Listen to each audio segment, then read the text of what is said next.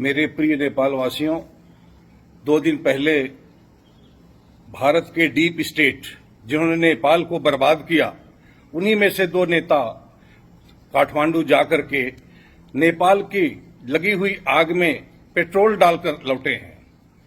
मान लो आप लोग उनसे सावधान रहें, उनकी बातों में न आए।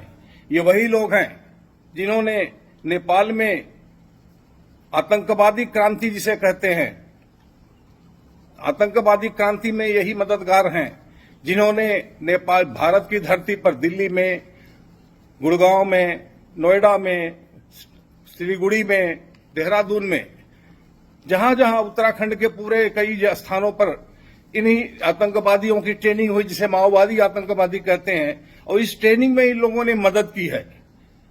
यही आतंकवादी माओवादी आतंकवादी नेपाल में जाकर 17,000 निर्दोष लोगों की हत्या किए, लड़कियों की किडनैपिंग किए, अपना कैडर बनाने के लिए संपत्ति लूटे, घरों पे कब्जा किए, दुकानों पे कब्जा किए, खेती पे कब्जा किए। ये वही डीप स्टेट के सदस्य हैं। ऐसे तो बहुत लोग हैं भारत में। अब आप दोनों का नाम सुन लीजिए। एक केसी त्यागी हैं और एक है सुधींद्र भदौरिया जी। इन लोगों का बैकग्राउंड जान लीजिए।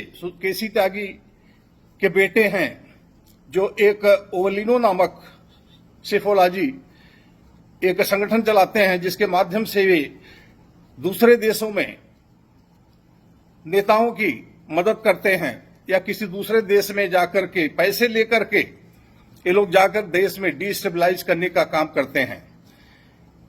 यही जो ओवलिनो नामक संस्था है, केसी त्यागी के बेटे एके त्यागी अमेरिका में ट्रंप के इलेक्शन में भी इन्होंने सट्टा किया था। सुधीर भदौरिया जी भी संगठन चलाते हैं, एनजीओ चलाते हैं, जो कि बाहर के देशद्रोहियों से पैसा लेते हैं, जिसका नाम है इंस्टीट्यूट ऑफ सोशल साइंसेज। उस इंस्टीट्यूट ऑफ सोशल साइंसेज के और भी बड़े खतरनाक सदस्य हैं George Matthew, Jaya Jaitley, S Narayan Roy.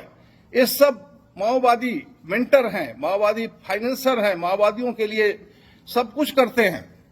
मैं नेपाल के माओवादियों के साथ साथ भारत के माओवादियों की बात करता हूं। ये वेस्टर्न तमाम एनजीओ से, अमेरिकन एनजीओ से पैसे लेते हैं, पैसे ले करके यही सब काम करते हैं, ठेका लेते हैं पॉलिटिकल डिस्टेबलाइजेशन के लिए।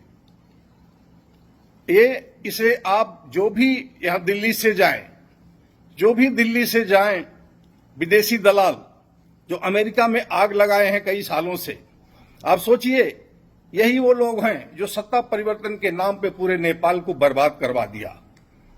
कुछ खास लोगों को ही प्रमोट करते हैं, खास लोगों को।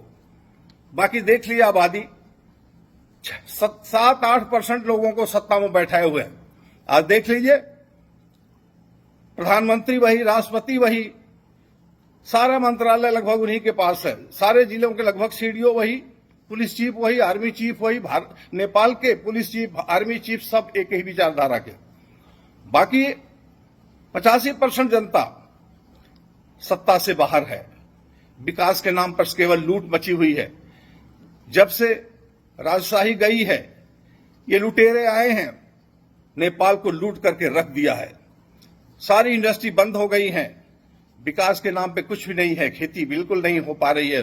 जितनी शुगर मिल से सब बंद करवा दिए हैं, केवल जमीनों को कब्जा करवाने के लिए अपने चहेतों से।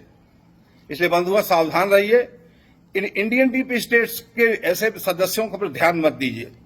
ये लोग केवल नेपाल के दुश्मन हैं, नेपाल के दोस्त नहीं हो सकते, जो नेपाल के विकास में कभी मदद नहीं किए। ऐसे लोगों पर से सावधान रहें और अपने लोग खुद नेपाल सेंट्रिक नेशनलिज्म, नेपाल केंद्रित राष्ट्रवाद को आप लोग ले आइए, प्रमोट करिए। मत देखिए उत्तर, मत देखिए